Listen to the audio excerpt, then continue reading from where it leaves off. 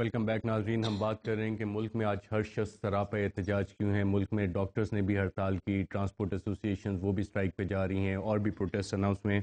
اور بریک پہ جانے سے پہلے آسماء ارباب عالمگیر صاحبہ نے کہا کہ ڈکٹیٹرشپ سے ایک ٹرانزیشن ہو رہی ہے جمہوریت کی طرف, اور یہ ایک بیگیج ہے ڈکٹیٹرشپ کا جس کو کیری کریں. میں جواب دینا چاہوں گی. یہ جو سارے ایشوز ہیں یہ ابھی کے کریٹڈ ہیں. جب لوگ باہر سڑکوں پہ نکلے ہیں تو آج کے ایشوز کے لیے نکلے ہیں, اس لیے نہیں نکلے کیونکہ 5 سال بعد پہلے ان کے ساتھ کوئی زیادتی ہوئی تھی اور 5 سال پہلے ان کو بولنے کی اجازت نہیں مل رہی تھی.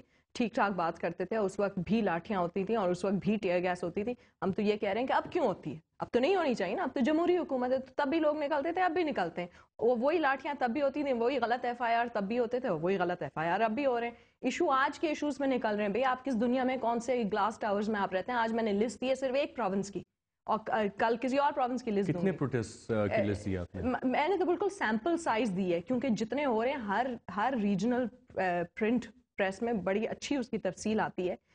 تو آپ روز کے اگر حساب کتاب لگا لیں تو ہر بڑے شہر میں کچھ نہ کچھ ہو رہا تھا, اور ایک نہیں کافی ہو رہے ہوتے ہیں. میں نے تو ڈیٹا مانگنا ہے C C P Os of each city کہ آپ بتائیں, کیونکہ ان کو تو پتہ ہے ہر پریس کلب کے سامنے کافی ہو رہے ہوتے ہیں, ایک نہیں کافی ہو رہے ہوتے ہیں ایک دن کے. ایشوز کیا ہیں ان کے کہ اب ان کو وہ سہولتیں نہیں مل رہی جو ان کو پرومس کی گئی تھیں, اسی دور میں پرومس کی گئی تھیں. جب آپ کوئی پرومسز کرتے ہیں تو آپ پورے کر دیں. جب پرائم منسٹر صاحب نے کوئی پرومسز کیے تھے انہوں نے پورے نہیں کیے, تبھی وہ ایشوز ہو رہے ہیں. اور پھر ہمیں جوڈیشری کی طرف بھاگنا پڑتا ہے, چاہے وہ ایئر بلو کا کیس ہو, چاہے وہ این پی آئی ڈبلیو کا کیس ہو, جس کے لیے ہم 1 سال پہلے دھرنا ہم نے لگایا تھا پریس کلب میں. آج پتہ چلا ہے کہ سپریم کورٹ نے ان کو ان کا حق دیا ہے آف ان کے پی کے نے فرسٹ اسٹیپ لیا ہے اس پہ, اور ان کو احتساب اور جسٹس کہاں سے ملی ہے؟ جوڈیشری سے ملی ہے. تو بات ساری یہ ہے کہ اگر جوڈیشری ہی نے دینی ہے جسٹس, اور لوگوں نے سڑک پہ نکل کے اپنی جوڈیشری ہی سے لینی ہے جسٹس, تو پھر ہم کس لیے بیٹھے ہیں؟ پھر ہمیں فارغ کر دیں. پھر پارلیمنٹری ڈیموکریسی کی تو آپ نے موکری بنائی ہوئی ہے نا.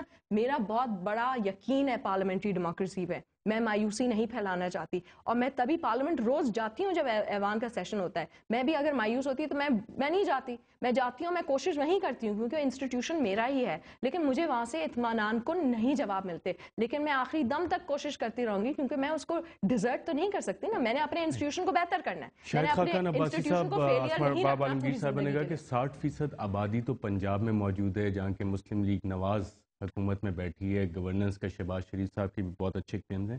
تو پنجاب میں لوگوں کے حالات کیوں نہیں بہتر ہو رہے؟ ڈیولوشن کی بھی انہوں نے بات کی بہت ساری. پنجاب میں 60% آبادی کے مسائل کا کیا ہوا؟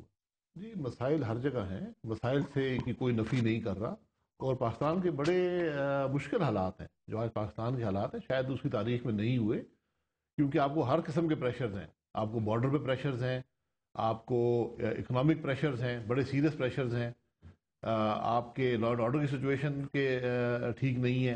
شاہد خاقان عباسی صاحب, سوری ٹو انٹروین, جی ایک چھوٹا سا سوال ہے. ملک کی پچھلے 63 سال میں کوئی آپ ایک دہائی بتا دیں جو آپ نے سارے پرابلم بتائیں وہ کسی ایک دہائی میں نہ ہو.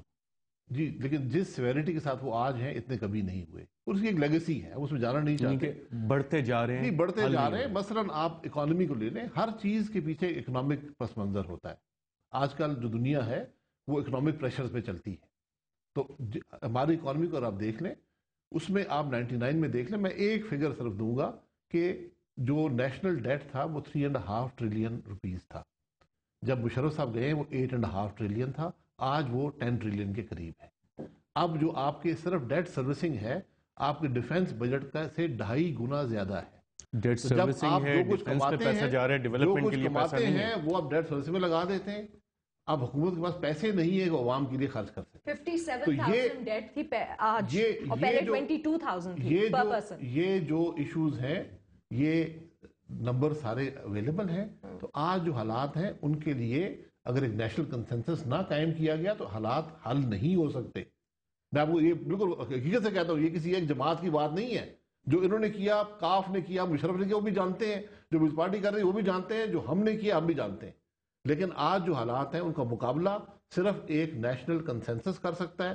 اگر نیشنل کنسنسس اب شاید موجود نہیں ہے. ایک چھوٹا سا کویشچن ہے بہت اسی سے لنکڈ ہے, اف یو ڈونٹ مائنڈ. دیکھیں جب نواز شریف صاحب باہر نکلتے ہیں کوٹ مٹھن میں اپنے صوبے میں جہاں وہ حکومت کر رہے ہیں, اور کہتے ہیں عوام کو کہ وہ سڑکوں پہ آئیں, مجھے تھوڑا سٹرینج لگتا ہے کیونکہ وہ کس کو حکومت اپنے لوگوں کو اپنی ہی حکومت کے خلاف باہر نکال رہے ہیں. بھئی اگر یہ بات وہ سندھ میں کہتے کہ جی حکومت کے خلاف سڑکوں پہ نکلو, سندھ میں کیا بات کہہ سکتے ہیں, کیا نہیں بات کہہ سکتے ہیں. حمیرہ الوانی ایم پی ہیں پاکستان پیپلز پارٹی کی. حمیرہ الوانی صاحبہ بہت بہت شکریہ پروگرام رپورٹر میں شرکت کا.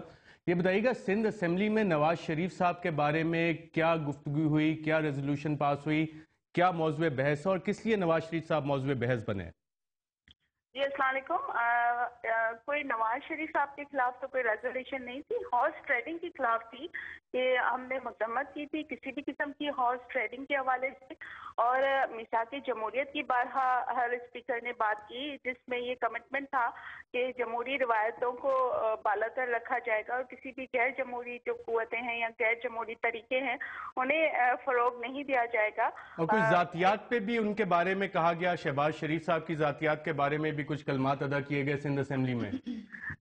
جی ان کی شخصیت تو کوئی بھی قابل ذکر نہیں ہے جو ان پہ ذکر ہوتا, لیکن ان کی جو لینگویج تھی جو کہ انہوں نے 2 دن پہلے اسپیچ کی تھی اس میں کچھ انہوں نے کچھ لفظ استعمال کیے تھے جو کہ پارلیمانی نہیں تھے. صدر زرداری کے بارے میں جی بالکل, تو اس پہ حوالے سے یہ بات ہوئی تھی کہ پارلیمان میں اگر آتے ہیں اور پارلیمان میں بیٹھتے کل عوام کے ایشوز پہ کوئی بات ہوئی سندھ اسمبلی میں؟ جی بالکل, ہم نے خود بہت سارے ایشوز اٹھائے. میں نے کوئی کل 3 سے زیادہ ایشو اٹھائے تھے. اس میں ایک تو ہمارے علاقے میں کے ٹی بندر کھاروچار میں کوئی رورل ہیلتھ سینٹر نہیں ہے, اس کے حوالے سے میں نے پوائنٹ اٹھایا تھا. میرے دوسرے کولیگس نے اٹھائے تھے.